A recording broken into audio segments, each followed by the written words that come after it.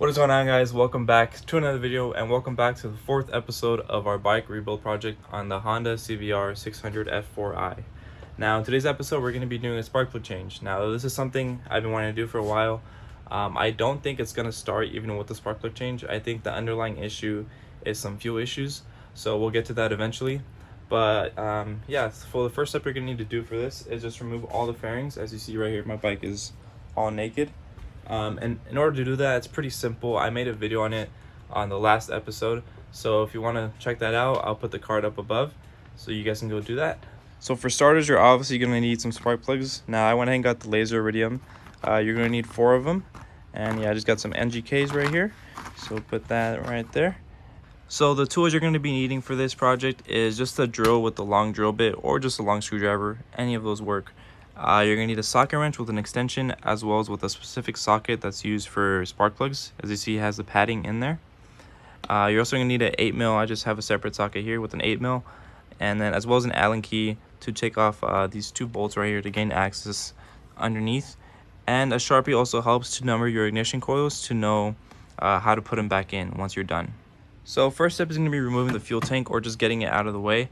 And we're going to be using the Allen key I mentioned right here for these 2 bolts, as well as the 8mm socket to remove these bolts right here.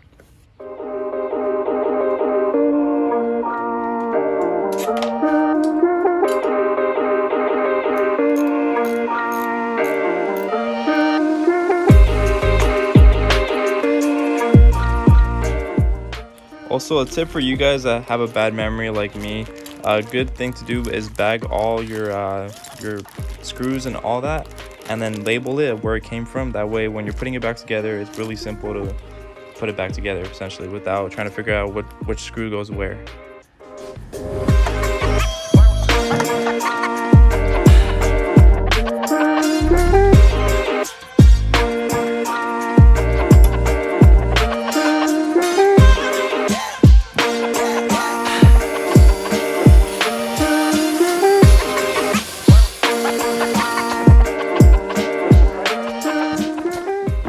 Once all the screws are off, all that's left to do in order to take off the cover is disconnect this cable right here. In order to do that, just press down and it should come off pretty easily. And now the cover is off. Moving on to the next step, we now have even more screws to deal with. We have 6 screws down there, and I would actually recommend using a hand screwdriver for these, at least to start out. That way we don't strip them. And since we're here, now would be a good time to actually clean out your air filter if you'd like. As you see, this one's pretty dirty. I've never cleaned it before. So yeah, we'll do that later.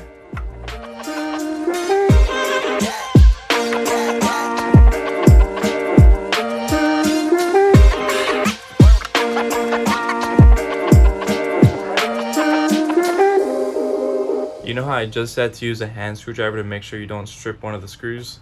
Well, I ended up stripping one of the screws, and 30 minutes later I finally got it taken off. It was a mission, but we finally got it. As you see, these things over here are finally out.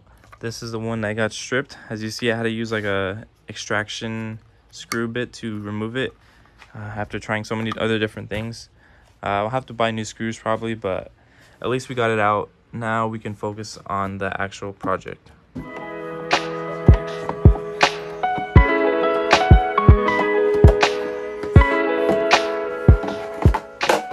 Now, after all that work, we now finally have access to the spark plugs and we can actually begin changing them out. So the first step is obviously you're just going to be removing the ignition coils, and to do that you just need to remove these clips first. It's the same type of clips that were on earlier. You just press them, pull them out for all 4 of them, and then we can pull out the ignition coils.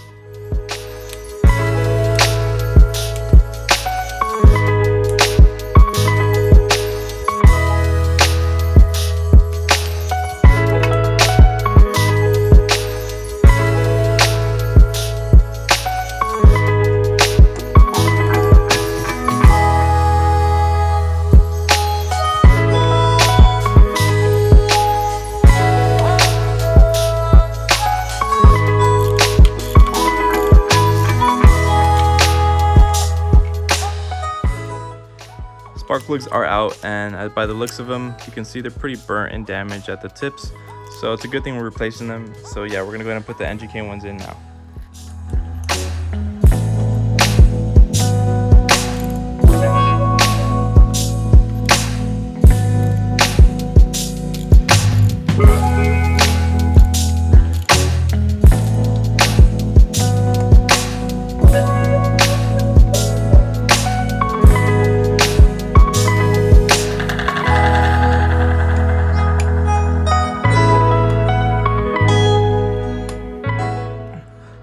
guys, there you have it. Spark plugs and ignition coils are reconnected and put back in.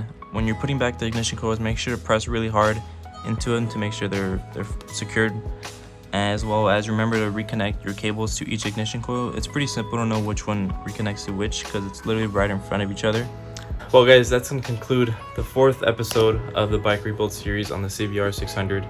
I hope you guys are enjoying this series so far. It's been pretty fun for me as it's my first time ever working on any sort of bike. So I'm learning a lot and it's a cool process.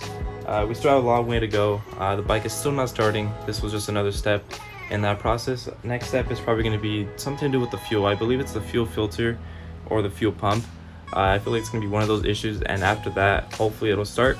But yeah, nonetheless, I want to thank you guys for watching. Hope this video helps you guys out. And yeah, please leave a like and comment down below, as well as subscribe if you're new to the channel. And I'll catch you guys in the next video. Peace out.